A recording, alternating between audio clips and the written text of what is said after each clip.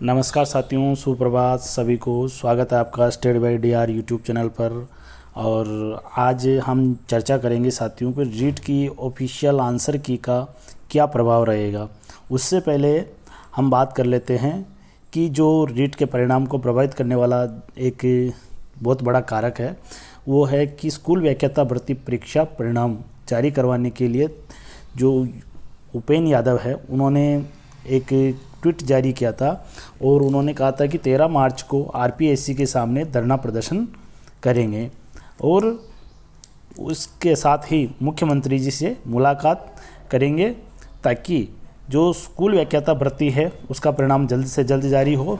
और इसके साथ ही साथियों इसका आपका जो रीट परीक्षा है उससे काफ़ी इसका घनिष्ठ संबंध है, क्योंकि जो अभ्यर्थी स्कूल व्याख्याता में अगर चयन हो रहा है और इसके परिणाम से पहले वो रीट परिणाम से पहले अगर स्कूल व्याख्याता का परिणाम आ जाता है और वो नियुक्ति पा लेता है तो साथियों आपके लिए एक सीट और बढ़ जाएगी। यानी कि अगर मान लीजिए कि रीट की जो सेकंड लेवल है उसकी अगर 30,000 सीटें हैं और फर्स्ट ग्रेड और सेकंड ग्रेड की अगर ज्वाइनिंग पहले हो जाती है तो आप उन सीटों को कम से कम आप मानिए 35,000।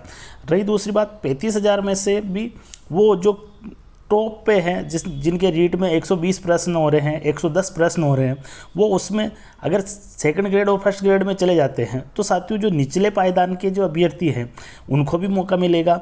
और इसके साथ ही आज हमारा जो चर्चा का विषय है मुख्य है कि रीट की ऑफिशियल आंसर की का क्या प्रभाव रहेगा।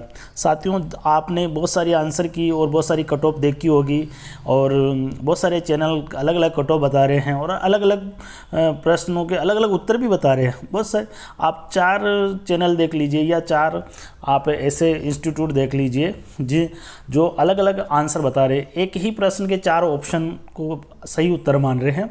जैसे कि साइकोलॉजी की बात करें या टीचिंग मेथड की बात करें तो बहुत सारे ऐसे प्रश्न हैं जिनके उत्तर अभी तक मिले ही नहीं हैं। तो उन सभी बातों को लेकर हम चर्चा करेंगे। और चर्चा में सबसे पहले जो रीट की ऑफिशियल आंसर की का प्रभाव क्या रहेगा। सबसे पहले जो पहला हमारा बिंदु है कि सस्पेंस वाले प्रश्नों का सटीक आंसर। साथियों जो सस्पेंस के जो जितने भी आपके प्रश्न हैं, मान लीजिए कि आपके रीट में 105 प्रश्न हो रहे हैं, 105 प्रश्न हो रहे हैं साथियों, आपके 105 प्रश्न हो रहे हैं, लेकिन अब उसमें से आपके सस्पेंस वाले जो प्रश्न हैं साथियों वो 4 प्रश्न हैं।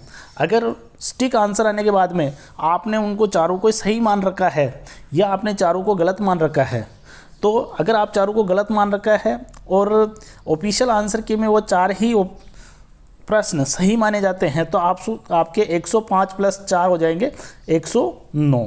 साथियों इस प्रकार से आप जंप कर जाओगे, यानी कि 105 प्लस 4 बराबर 109 हो जाएगा साथियों। अब देखिए आप कहाँ पहुँच गए। ये है ऑफिशियल आंसर की का फ़ायदा। और दूसरी बात है कि जिसके पहले से 105 है और उसने सस्पेंस वाले को भी सही मान रखा है तो आप पहले तो उनके घटा दीजिए 4। अगर वो जो सही मान रखा है और गलत हो जाते हैं तो 4 घटा दीजिए, 101 पे आ गए। 101 के फिर वापस ऐसे 1.33 निकाल दीजिए, तो 1.33 मत निकालिए, 1 ही निकाल दीजिए आप, तो 100 प्रश्न हो गए। यानी कि जो पहले 105 पे था अब वो किस पे आ गया साथियों, 100 पे आ गया है। अब आप अंदाज़ा लगा लीजिए कि किस प्रकार से आपके जो ऑफिशियल आंसर की है उससे आप किस प्रकार से प्रभावित होंगे। एक तो आप दोनों के 105 थे दोनों अभ्यर्थी, ये ए है और ये बी है। बी के सस्पेंस वाले उन्होंने पहले छोड़ रखे थे और उनको गलत मान रखा था, लेकिन जब फाइनल आंसर की आई, ऑफिशियल आंसर की आई तो उसके अकॉर्डिंग उसके चारों सही हो गए, तो ये तो 109 पे पहुंच गया। लेकिन इसने पहले से ही 105 में सस्पेंस वालों को सही मान रखा था, लेकिन उस आंसर की के जो ऑफिशियल आंसर की है उसमें उसके गलत हो गए तो उसके ये तो वो 100 पे आ गया। तो देखिए साथियों कहाँ तो 109 और कहाँ 100, तो एक तो ये बिंदु हो गया। दूसरा, अगर चारों ऑप्शन गलत है तो बोनस मिलेगा, तो बोनस का फ़ायदा सबको होगा साथियों। लेकिन उसके अंतर्गत एक सबसे महत्वपूर्ण बात यह है कि जो बोनस का जो फ़ायदा होता है साथियों, जिसके पहले से ही गलत उत्तर है, पहले से ही गलत उत्तर है, मान लीजिए पहले से गलत या चारों ऑप्शन है तो चारों ऑप्शन अगर गलत है तो सबको फ़ायदा होगा।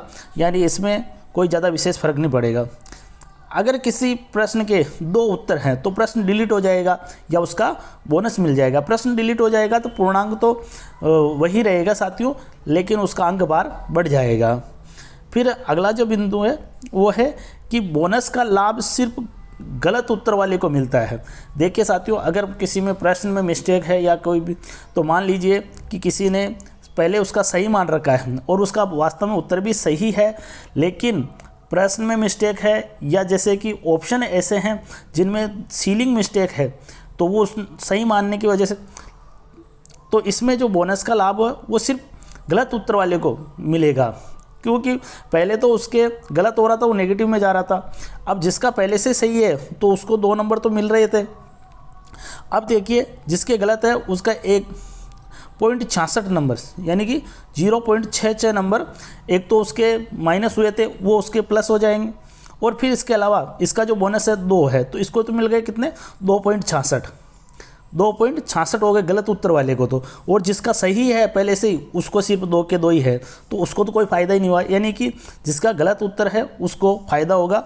फिर इसके बाद में फाइनल और सबसे अंतिम बिंदु और सबसे महत्वपूर्ण बिंदु साथियों ये है कि इस आंसर की से पहले अपने आप को चयनित या बार नहीं माने, यानी कि इस आंसर की से पहले, यानी कि जो ऑफिशियल आंसर की आएगी उसके बाद में ही अपना आकलन करें। बहुत सारे ऐसे अभ्यर्थी हैं जो 105 पे हैं, अपने आप को बाहर मान रहे हैं, या बहुत सारे ऐसे अभ्यर्थी हैं जो 110 है और अपने आप को अंदर मान रहे हैं, यानी कि अपने आप को चयनित मान रहे हैं। तो आप ऐसा बिल्कुल नहीं सोचें। जब फाइनल ऑफिशियल आंसर की आ जाएगी तब आप उसके बाद में आप मिलाइए और वहाँ से आप शुरू कीजिए। तो अब अभी अपने आप को चयनित या बाहर नहीं माने, और अपने आप मन पे और अपने विचारों पे और अपने माइंड को थोड़ा बिल्कुल सही रखें, स्थिर रखें। और साथियों इसके अलावा अगला जो हमारा बिंदु है वो है कि परिणाम और कट ऑफ आने तक धैर्य रखें। साथियों सबसे महत्वपूर्ण बिंदु है कि आप परिणाम, जब तक आपके सामने परिणाम नहीं आ जाते तब तक आप अपने आप पर संयम रखें, अपने आप को धैर्य रखें, और साथियों किसी प्रकार का कोई तनाव नहीं ले। या बहुत सारे कुछ ऐसे अभ्यर्थी है जिसके मेरे पिछले वीडियो पे कमेंट्स आया था सर कि मैं इसको लेके बहुत ही सीरियस हूँ रीट परीक्षा परिणाम को लेकर, और मेरे को रात भर नींद नहीं आती है और मैं मतलब थोड़ा मेंटली डिस्टर्ब रहता हूँ। तो साथियों मेरे ऐसे अभ्यर्थियों से, ऐसे क्या सभी अभ्यर्थियों से कहना है कि इसको लेकर किसी प्रकार का दबाव महसूस नहीं करें, क्योंकि जो आपके हाथ में था वो आप कर चुके हो, अब आपके हाथ में है ही नहीं। परिणाम जारी करवाना आपके हाथ में नहीं है, प्रश्नों के उत्तर सही या गलत मानना आपके हाथ में नहीं है, तो अब ऐसे की चिंता करके क्या करोगे आप। तो साथियों ये सबसे महत्वपूर्ण बात है कि जब तक आपके सामने फाइनल परिणाम नहीं आ जाते, कट ऑफ नहीं आ जाती, तब तक आप अपने आप में संयम रखें और धैर्य बनाए रखें। और साथियों मेरी आपसे आशा है कि आप बिल्कुल जो ये चैनल है आप इसको देख रहे होंगे, तो अगर आपको क्लास अच्छी लगी तो आप चैनल को सब्सक्राइब करें साथियों, शेयर करें, और साथियों किसी प्रकार का दबाव महसूस नहीं करें।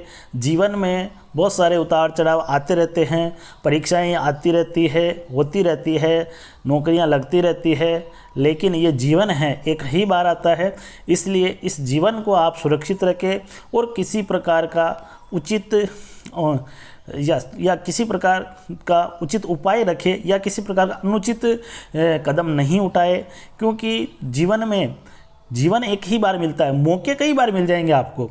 हो सकता है कि अगर आप इसके रीट के परिणाम को लेकर काफ़ी चिंतित है, लेकिन रीट में आपके कम नंबर आ रहे हैं, हो सकता है आपका फर्स्ट ग्रेड में हो जाए, तो इस प्रकार से आप तनाव और दबाव किसी प्रकार का महसूस नहीं करें और अपने आप को बिल्कुल शांत रखें, अपने आप को संयमित रखें और अपने मन में विश्वास रखें कि जो भी होगा अच्छा होगा। मैंने मेहनत कर ली है, आपके हाथ में सिर्फ मेहनत करना था, परिणाम को बदलना आपके हाथ में नहीं है। तो साथियों आप सभी का बहुत बहुत धन्यवाद और मिलते हैं अगली क्लास में। जय हिंद, जय भारत।